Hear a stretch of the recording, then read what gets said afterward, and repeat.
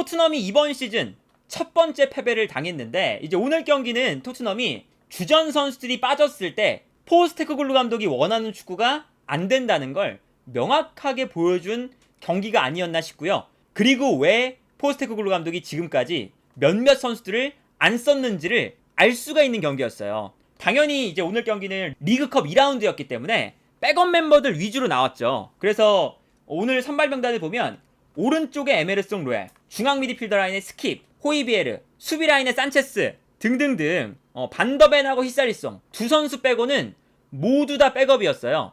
근데 여기서 이제 가장 문제였던 라인은 누구냐면 오른쪽 라인입니다. 에메르송 로얄, 산체스, 스킵, 요 세 명의 선수가 가장 큰 문제였어요. 왜 그러냐? 토트넘이 최근에 보여주고 있는 패턴 자체가 빌드업을 위해서 좌우 풀백이 중앙으로 들어가게 되죠. 그래서 이 중앙 지역에서 선수들을 많이 모아놓고 여기서 빌드업을 하는 모습들이 나와요. 그리고 이제 지난 경기도 보시면 포스테코글루 감독의 전술 자체가 후방 빌드업을 중요하게 생각을 하면서 후방에서 볼을 주고받으면서 상대가 올라오게끔 만들고, 상대가 올라왔을 때 후방 빌드업을 통한 탈압박 이후에 상대 뒷공간 공략, 이게 토트넘의 패턴이었잖아요. 그런데 여기서 문제는 뭐였냐면 후방에서 특히나 산체스, 로얄, 스킵 요 세 명의 라인이 왼쪽에 있었던 반더벤, 벤 데이비스, 로셀소 요 라인보다 훨씬 안 좋죠.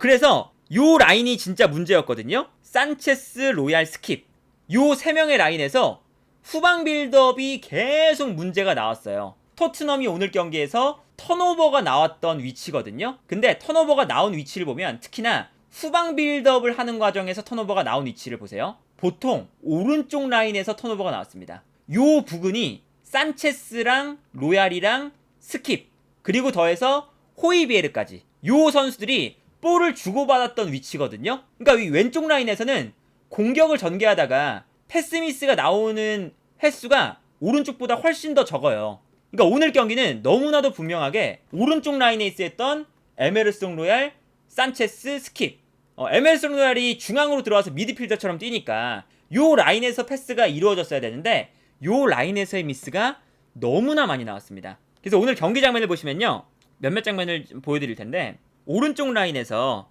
산체스, 에메르송 로얄, 스킵 요 세 명의 선수가 위치하고 있죠. 에메르송 로얄이 중앙으로 들어와서 중앙 미드필더 역할을 하다 보니까 요 세 명의 선수가 오른쪽 라인에서 패스를 주고받아요. 그런데 여기서 이제 문제가 되는 건 뭐냐면 요 장면이 에메르송 로얄이 측면으로 움직이면서 수비를 끌고 나가고 이때 스킵이 내려와서 볼을 받는 장면이었습니다. 그리고 우리가 이런 장면들을 리그에서 많이 봤었죠. 특히나 그 왼쪽 라인에서 우도기가 측면으로 수비를 끌고 나가면 메디슨이 내려와서 볼을 받아주는 장면들이 많이 나왔었잖아요. 그런데 메디슨이 볼을 받아주는 거랑 스킵이 내려와서 볼을 받아주는 거랑 오늘 경기 보시면 정말 천지 차이입니다. 그래서 이 다음 장면을 보시면요, 어떤 장면이 나오냐, 스킵이 내려와서 볼을 받는데 여기서 문제가 생기는 건 뭐냐면 스킵이 몸을 돌려 세우는 걸 못해요. 그러다 보니까 볼을 잡는 순간 풀럼이 압박을 가하는데 여기서 스킵이 탈압박이 안 되니까 바로 그 다음 장면에서 둘러싸인 다음에 볼을 빼앗기는 모습을 볼 수가 있습니다.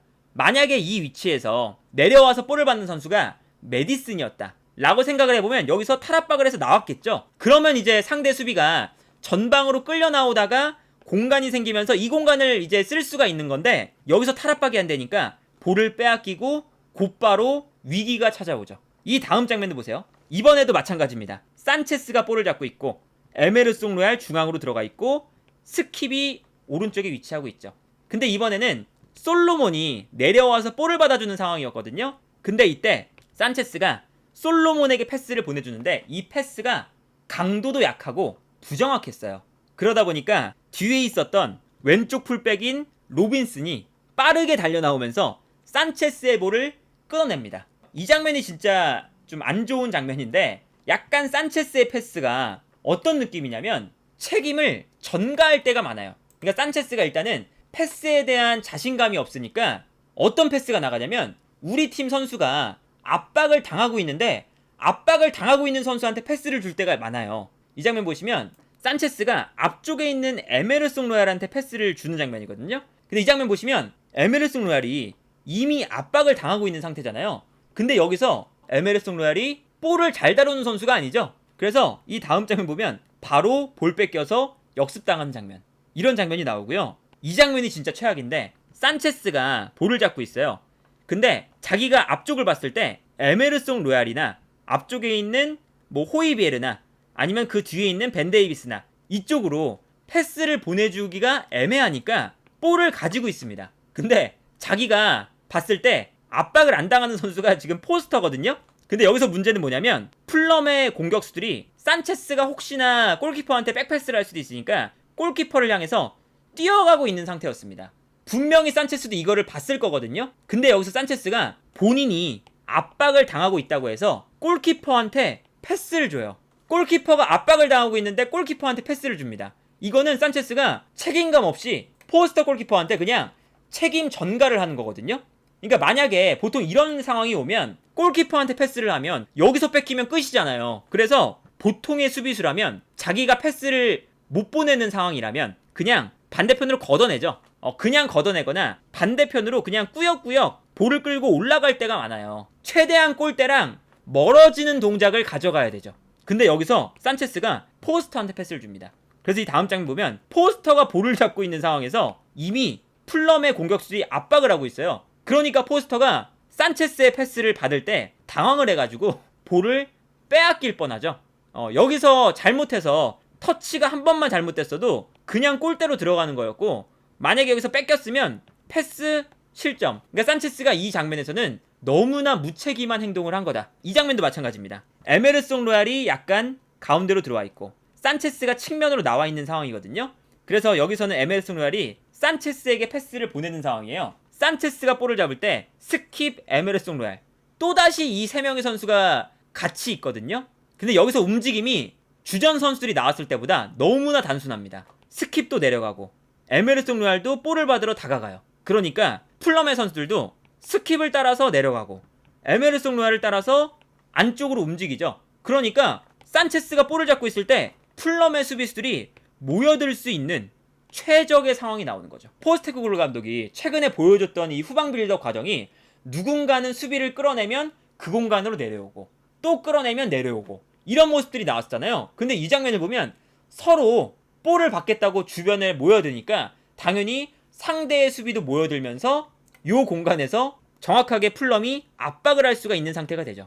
그래서 이 다음 장면을 보면요, 압박에 둘러싸이니까 산체스가 또 어떤 선택을 하냐면 에메르송 로얄이 압박을 받고 있는데 에메르송 로얄한테 패스를 줘요.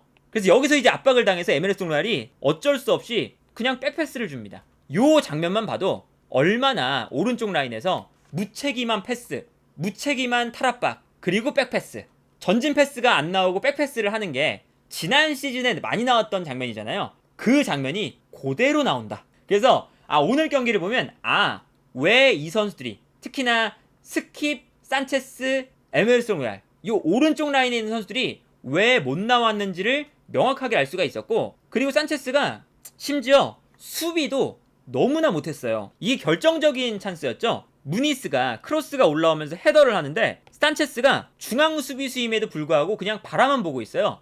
일단 여기서 위치 선정을 잘못했다는 거죠. 공중볼 위치 선정이 잘못돼서 점프조차 못했고, 그리고 에메르송 로얄도 안쪽으로 따라 들어오는 상황이었는데 일단 점프를 못했습니다. 그러니까 이 산체스와 에메르송 로얄 사이에서 무니스가 혼자서 점프를 했어요. 그래서 머리에 정확하게 맞추면서 결정적인 슈팅이 됐었죠. 에메르송 로얄과 산체스 두 명의 선수가 있는데 그 사이에서 아무도 방해를 못하면서 무니스가 헤더를 할 수가 있었다. 이것 자체가 오늘 나온 이 선수들이 수비적으로 매우 좋지 않다는 게 명확했었고, 실점을 할 때도 보세요. 산체스가 어떤 게 있냐면 측면으로 볼을 몰고 나가다가 안쪽으로 들어오거든요. 근데 산체스의 동작을 보세요. 이 치고 나가는 거에 속아서 이미 균형이 무너져 있습니다. 그래서 안쪽으로 돌파를 허용했고요. 그 다음에 안쪽으로 들어오다가 이번에는 측면으로 치고 나가니까 또다시 산체스가 그냥 물 흐르듯이 벗겨져요. 그래서 여기서 또 그냥 돌파를 허용하죠. 그래서 돌파를 완벽하게 허용한 다음에 크로스를 허용했고, 여기서 이제 반더벤이 안쪽으로 넘어오는 크로스를 걷어내다가 잘못 맞아서 자책골이 됐죠. 그러니까 이게 반더벤의 자책골이 나왔지만 이 자책골이 반더벤의 실수보다는 산체스의 미스부터 나온 거거든요. 산체스가 너무나 쉽게 측면에서 수비가 안 되니까 돌파를 허용하고 낮은 크로스가 올라오고 위기 상황이 나오니까 우당탕탕 하는 과정에서 반더벤의 자책골. 그러니까 이제 오늘 그 중계화면에서 산체스가 실수할 때마다 산체스를 많이 잡아줬어요. 벤 데이비스 쪽도 약간 좀 안 좋아요. 예를 들면 페리시치가 어떻게든 수비를 끌고 나오는 것까지는 되는데 이때 벤 데이비스의 침투가 약간 늦어요. 그러다 보니까 페리시치는 패스를 했는데 벤 데이비스가 못 뛰어 들어가면서 수비가 끊어내는 이런 장면들이 좀 많이 나왔었죠. 그러다 보니까 오늘 경기에서 약간 얼마나 이 백업 멤버와 선발 라인업에 간격이 있는지를 오늘 경기에서 명확하게 확인을 할 수가 있었다. 그런데 다만 오늘 좀 재밌는 장면이 나왔던 게 요 축구화 개그가 하나 있었는데 테테가 오늘 이게 경기를 하다가 축구화가 찢어졌어요. 축구화가 찢어져서 축구화를 좀 교체를 해야 되는데 안타깝게도 라커룸에서 여분의 축구화를 안 들고 나온 거예요. 그래서 라커룸에 들어갔다 나와야 되는 상황이었어요. 그래서 테테가 축구화가 찢어진 다음에 벤치 쪽에 축구화 좀 갖고 와달라 계속 소리쳤는데 벤치랑 라커룸이랑 멀리 있었습니다. 그리고 여기에 대해서 테테가 오른쪽 풀백이기 때문에 그 라커룸 그 나가는 공간이 오른쪽에 있었어요. 그래서 테테가 오른쪽으로 나가면 되는 건데 벤치 쪽으로 나가야 되거든요. 그래서 심판이 왼쪽으로 나가라고 했어요. 그러니까 테테가 아니 나 오른쪽으로 나가면 라커룸으로 나가서 빨리 그 축구화를 가져올 수가 있는데 왜 왼쪽으로 나가냐 이러면서 화를 내면서 경기장을 삥 돌아서 라커룸으로 나갔죠. 벤치에서도 이 테테의 축구화를 가져오기가 너무나 멀고 그래서 테테가 직접 라커룸으로 뛰어나가서 축구화를 가져왔어요. 근데 이 사이에 문제가 발생하죠. 테테가 없었던 오른쪽 라인에서 페리시치가 전문 수비수가 아닌 리드를 상대를 했고요. 그때 페리시치가 완벽하게 돌파를 해내면서 페리시치의 돌파 안쪽에 있는 히샬리송에게 완벽한 크로스 여기서 이제 득점이 나왔습니다. 그래서 오랜만에 히샬리송이 득점을 했는데 요 장면이 운도 좋았지만 그리고 테테가 약간 억울한 부분도 있었지만 뭐가 있었냐면 포스테코글루 감독이 후반전에 변화를 줬던 게 성공을 한 거예요. 왜냐면 후반전에 포스테코글루 감독이 로셀소를 바로 빼고 스칼렛을 넣어서 투톱을 만들었거든요. 왜 투톱을 만들었냐? 우리가 득점이 좀 안 나오고 밀리고 있으니까 박스 안에 선수를 늘려서 크로스를 올리자 이 생각이었어요. 근데 요 계획이 정말 신기하게도 후반전에 물론 이제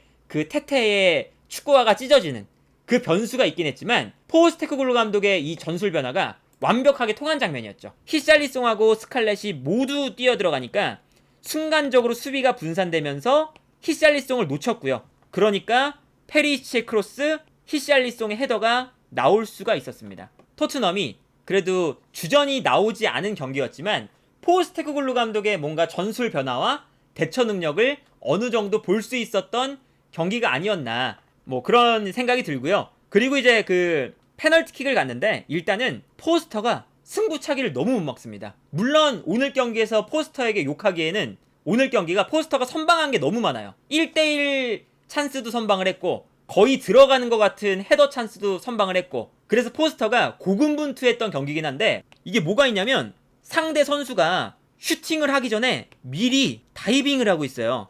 심지어 다이빙도 다 똑같은 방향이에요. 오른쪽으로 다이빙을 하죠. 다이빙을 미리 하고 있으니까 풀럼의 선수들이 그냥 편하게 골을 넣는 장면이 나오거든요. 근데 이게 심각한 게 풀럼의 선수들이 이게 차기도 전에 포스터가 넘어져 있으니까 세게 차는 것도 아니에요.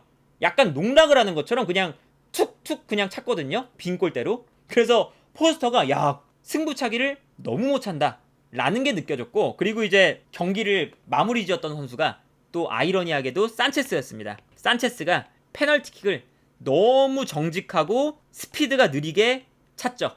그래서 골키퍼의 선방에 완벽하게 막히면서 이 산체스의 실축이 나오면서 풀럼이 승리를 거두게 됐습니다. 그리고 손흥민 선수는 승부차기 나와서 1번 키커로 성공을 했고 그래서 이제 손흥민 선수가 마지막에 이제 선수들을 이끌고 원정 팬들에게 이제 인사를 하러 가서 선수들이 모두 인사를 하는 그 장면이 잡혔는데 그 장면에서 원정 팬 중에 한 명이 not enough 이렇게 소리를 쳤어요. 토트넘이 분명히 지금 리그에서 좋은 이제 모습을 보여주고 그리고 포스테코글루 감독이 초반을 잘 이끌어가고 있지만 이게 백업하고 선발 라인업하고 차이가 너무 나다 보니까 아직까지는 충분하지 않다. 그리고 이게 토트넘한테 중요했던 건 뭐냐면 유럽 대항전을 안 하기 때문에 기본적으로 리그컵에 조금 집중을 할 필요가 있었어요. 그래도 우승컵을 들어올리면 리그보다는 컵 대회에서 좀 우승의 가능성이 높잖아요. 그래도 리그컵을 2군을 내보내서 떨어지거나